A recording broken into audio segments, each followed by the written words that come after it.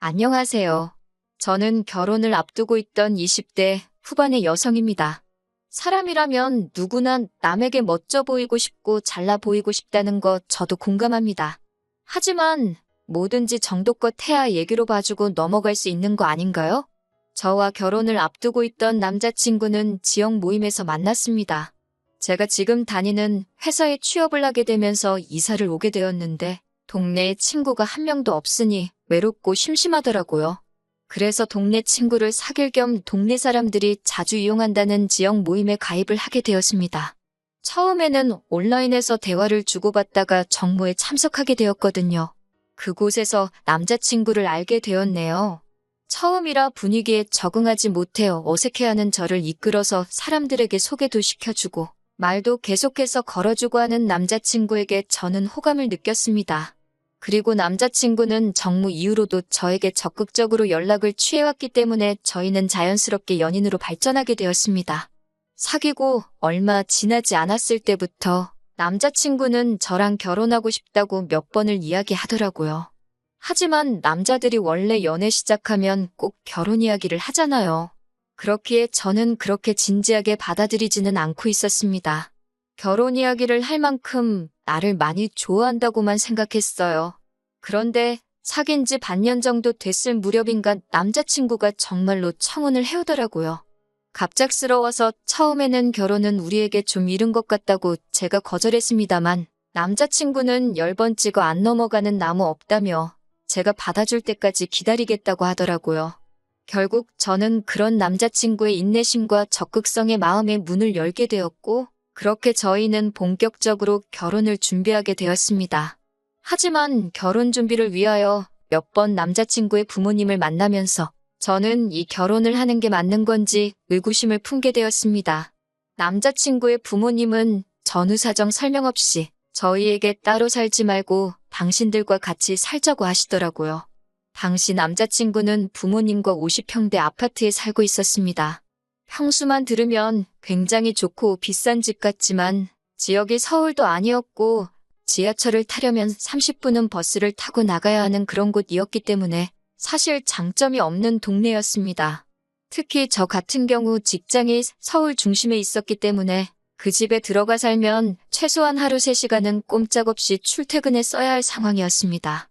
사정이 그렇다 보니 저로서는 아무리 남자친구 부모님의 말씀일지라도 싫다는 의사표현을 확실히 해야만 했습니다. 게다가 남자친구의 부모님은 저희에게 그냥 들어와서 살라는 게 아니라 저희 각자가 모은 돈을 당신들에게 주고 들어와 살라는 거예요.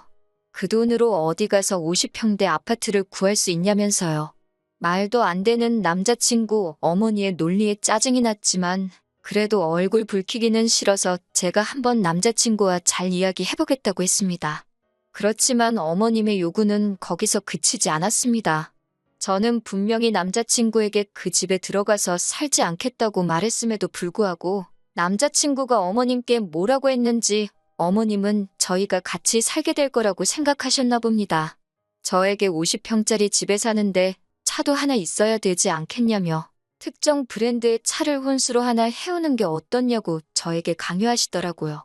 저는 이미 제 차를 따로 가지고 있다 말씀드렸는데 제가 타는 그 코딱지만한 차 말고 가족 넷이서 다 같이 탈 수 있는 큰 차로 한 대 뽑으라고 계속해서 고집하셨습니다.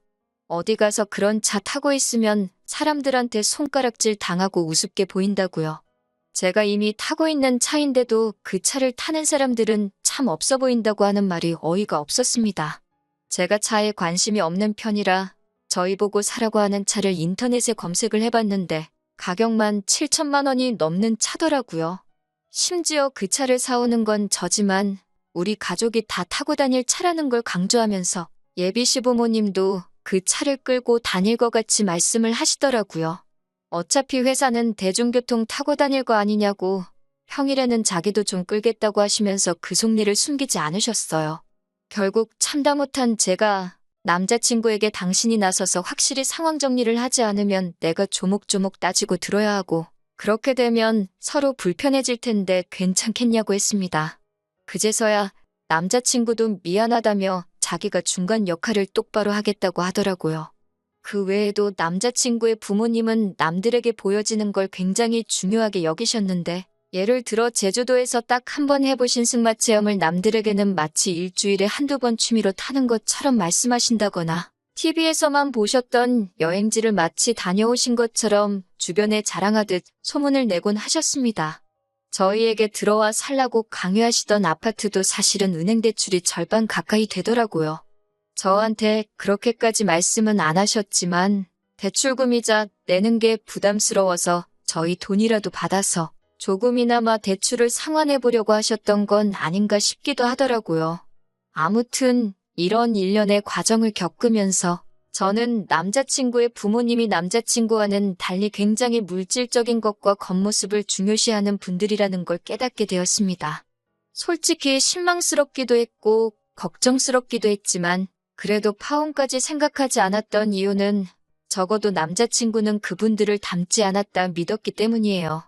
남자친구는 어머님과 아버님이 그런 말씀을 하실 때마다 민망하다는 듯이 저에게 이해해달라며 미안해하기도 했고 입버릇처럼 자기는 사람을 볼 때 항상 내면을 가장 중요하다 생각한다고 했거든요.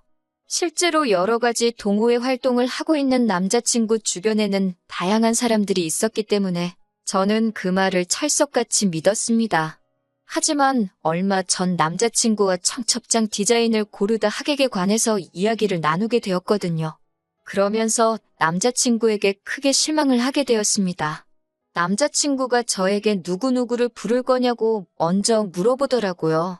사실 결혼식이 저를 위한 자리이기도 하지만 저희 부모님을 위한 자리이기도 하잖아요. 그렇다 보니 제가 일단 우리 부모님한테 여쭤보긴 해야 되겠지만 친척분들하고 친구분들을 부르실 것 같다고 말했습니다. 저 또한 어린 시절부터 친했던 친구들 위주로 부를 예정이라고요. 그러자 남자친구는 약간 곤란하단 표정을 짓더니 혹시 그럼 그 사람들 사진이나 직장 같은 걸 자기에게 이야기해 줄 수 있냐고 묻더라고요. 그런 게 왜 궁금한지 이해가 쉽게 되지 않아서 왜 필요한 건지 말해달라고 했어요. 그러자 결혼식의 품격과 수준을 위해서 그런 거라며 우리 둘에게도 그 편이 좋다는 거예요. 그러면서 자기가 작년에 중학교 시절 친구의 결혼식에 갔었는데 신부 쪽 가족 중에 몸이 불편하신 분이 있었다면서 그 사람 때문에 사람들도 웅성거리고 사진 찍을 때도 식사를 할 때도 모든 것이 지연되었다면서 보기 안 좋았다고 하더라고요. 저는 남자친구의 그런 말에 굉장히 놀랬고 정말 깨더라고요. 하지만 최대한 그런 티는 내지 않으면서 그럼 우리 결혼식엔 어떤 사람들이 왔으면 좋겠냐고 물으니 일단 기본적으로 체형은 평균이었으면 좋겠고 외모는 중간 이상은 되었으면 좋겠대요. 부모님, 친구분들 중에서도 좀 사회적으로 명망이 있으신 분들이 오시면 좋겠다고 하더군요. 그러면서 장인어른도 공무원이시고 장모님도 선생님이시니까 그런 거야 뭐 걱정 안 해도 되겠지라고 확인하는 남자친구에게 솔직히 정이 뚝뚝 떨어지더라고요. 제가 그럼 남자친구 쪽 부모님 친구분들은 어떤 분들이냐 물으니 그건 자기가 알아서 할 테니까 신경 안 써도 된다고 하는데 솔직히 저희 부모님만큼이나 남자친구 부모님도 평범한 분들이시거든요. 남자친구 어머님은 과거엔 보험회사에 다니셨었고 아버님은 작은 가게를 운영했던 걸로 알아요. 세상 직업에 귀천이 없는 것이고 세상에 저보다 잘난 사람이 얼마나 많은데 남자친구가 저렇게 기고만장한 건지 어이가 없어서 웃음이 날 지경이었습니다. 저는 남자친구에게 웃기지도 않는다고 말도 안 되는 소리 좀 하지 말라고 했어요. 우리 결혼식이 무슨 연예인 뽑는 선발대회도 아니고 우리가 무슨 자격으로 사람을 골라서 초대하냐고요. 누구든 와서 진심으로 축하해주면 그걸로 감사하고 고마운 일 아니냐고 했습니다. 남자친구는 저더러 뭘 몰라도 너무 모른다면서 그럼 어른들이야 그렇다 쳐도 적어도 제 친구들만큼은 좀 수준 있는 여성들로 초대하라고 하더군요. 저는 속으로 그럴 일은 절대로 없을 거다라며 콧방귀를 뀌었습니다. 이때도 파혼까지는 생각하지 않았는데 그 이유는 저런 썩어빠진 정신머리는 살면서 뜯어 고쳐놓으려고 했거든요. 하지만 그럼에도 불구하고 제가 남자친구와 결국 헤어지기로 마음을 먹은 이유는 남자친구의 노트북에서 보지 말아야 할 것을 봤기 때문이에요.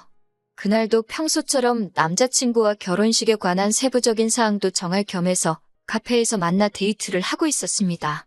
그러다 남자친구가 화장실을 간다고 잠시 자리를 비웠는데 배탈이라도 난 건지 오래 돌아오지 않더라고요. 그러다 남자친구가 두고 간 노트북이 눈에 띄었습니다. 평소라면 별 관심이 없었을 텐지만 그날따라 친구들하고 도대체 무슨 이야기를 하는지 궁금해지더라고요. 남자친구의 노트북 비밀번호는 사실 이미 데이트를 하면서 의도치 않게 여러 번 본 적이 있어서 내용을 보는데 아무런 문제가 없었습니다. 하지만 차라리 보지 않았다면 나았을까요? 남자친구는 제가 친구들과 찍은 사진을 바탕으로 무슨 발표 자료처럼 정리를 해놓았더라고요. 이 친구는 얼굴이 A급이다. 이 친구는 다니는 회사가 좋다던가. 또 다른 한 친구는 얼굴은 예쁘지만 조금 싸 보이고 직업도 별로다 등등. 제 친구들을 외모, 학벌, 직업 등등 해서 자기가 뭐라고 제 친구들을 등급을 매기고 있었던 겁니다. 결혼식을 앞두고 저희 주변 여러 친구들에게 남자친구를 소개하기도 했었고 평소에도 제가 남자친구에게 친구들에 대해서 자주 이야기했기 때문에 남자친구도 제 친구들에 대해서 학교나 직업 같은 기본적인 이야기는 들어서 알고 있었거든요. 저는 어이가 없었지만 그래도 남자친구에게 확실히 이런 짓을 한 의도가 뭔지 물어봐야겠다 생각했습니다. 어떤 오해나 의심만으로 경솔하게 파혼을 하고 싶지는 않았으니까요. 하지만 안타깝게도 제 추측은 정확히 맞아 떨어졌습니다. 곧 화장실에서 남자친구가 돌아왔고 저는 솔직하게 몰래 노트북을 살펴본 것부터 사과를 했습니다. 하지만 남자친구는 예상과 달리 놀라지도 않았고 화도 내지 않더라고요. 저는 남자친구에게 제가 발견한 것들에 대해서 말하고 도대체 왜 이렇게까지 내 친구들을 분류하고 정리해 놓았는지 그 이유가 도대체 뭐냐고 물었습니다. 그러자 남자친구는 저번에 자기가 이야기하지 않았냐며 자기는 우리 결혼식에 수준 있고 교양 있는 여성분들만 참석해서 자리를 빛내주길 바란다고 하더군요. 대체 왜 그렇게까지 해야 하냐고 묻자 자기가 결혼식에 초대한 하객들은 대부분 다 돈이 많고 학벌도 좋은데 그런 친구들에게 걸맞는 여자들을 보여줘야지. 훗날 우리가 그 덕을 좀 보지 않겠냐고 오히려 저에게 대묻더라고요. 그제서야 아니라고 믿었던 내 남자친구가 정말 정신이 썩어빠진 인간이었다는 걸 실감하게 되었습니다. 저는 남자친구에게 내 친구들이 무슨 한우도 아니고 등급 매겨서 장사를 하려는 거냐고 화를 냈습니다. 남자친구는 제가 화를 내고 있는데도 자기가 뭘 잘못했는지도 모르고 오히려 저한테 뭘 그렇게 기분 나빠하고 있냐며 위화해하더라고요. 수준 맞는 사람들끼리 만나는 건 당연한 거 아니냐고 그러면서 저한테도 주변에 별 볼 일 없는 친구들은 이참에 하나둘씩 정리하라고 하더라고요. 그 말을 듣는데 실망감이 이루 말할 데가 없었습니다. 저는 남자친구한테 애써 설명할 필요 없다고 아니라고 믿었는데 정말 그 부모의 그 자식이라고 가진 것 뭣도 없으면서 허세만 가득한 거는 집안 유전인가 보다 쏘아붙이고 자리에서 일어났습니다. 네가 점수 매겨놓은 내 친구들보다 잘난 점이 뭐가 있냐고 어디 한번 스스로한테도 등급을 매겨보라고 당장 학벌이고 직업이고 대단한 거 하나 없는 사람이 감히 타인을 평가질하고 있냐고 소리쳤습니다. 그동안 연애를 하면서도 제가 이 정도로 화를 낸 적이 없었어서 그런가 남자친구는 말도 제대로 못하고 얼어있더라고요. 저는 남자친구한테 결혼이고 뭐고 다 끝이라고 참는데도 정도가 있다고 말하고는 뒤도 돌아보지 않고 자리를 나왔습니다. 그렇게 결혼을 앞두고 파혼을 하게 되었습니다. 남자친구와는 모임에서 만났기 때문에 이 모임 저 모임 발을 담그고 있는 남자친구를 마주치기라도 할까봐 저는 그 뒤로 모임을 그만 나가게 되었습니다. 모임에서도 저희가 결혼을 앞두고 있다는 사실을 알던 사람들이 많았기 때문에 저와 남자친구를 동시에 아는 사람도 많았어요. 그리고 얼마 전에 그 중에 한 명에게서부터 남자친구의 소식을 듣게 되었습니다. 남자친구의 부모님은 대출금을 제때 상환하지 못했는지 집이 경매에 넘어갈 위기에 처해졌다고 하네요. 저희가 모은 돈을 가지고 그 집으로 들어와 살라고 했던 건 정말 제가 모은 돈 가지고 대출금을 상환하려던 계획이었다는 부분이라는 사실에 온몸에 소름이 다 돋더라고요. 게다가 모임에도 그 사실이 전부 소문이 퍼지게 되었고, 그 와중에 남자친구가 사람의 배경을 보고 가려가면서 만난다는 것까지 까발려지게 되었다고 합니다. 그도 그럴 것이 사람들 만날 때마다 직업이 뭔지, 학교는 어디 나왔는지가 제일 궁금한 사람이니 그 본성을 들키는 건 시간 문제였던 거였겠죠. 그런 이야기가 도는 가운데 모임에 누가 봐도 잘난 사람이 들어오게 되면서 스스로 열등감을 느낀 건지 소문 때문에 그런 건지 어느 순간부터 모임을 도망치듯 더나 코빼기도 보이지 않는다네요. 걷는 놈 위에 뛰는 놈, 뛰는 놈 위에 나는 놈이 있다고. 세상에 얼마나 멋지고 잘난 사람들이 많은데 그런 건 생각도 안 하고 기고만장해서 남 무시하는 남자친구가 이번 일을 통해서 제발 철 좀 들었으면 하는 바람입니다.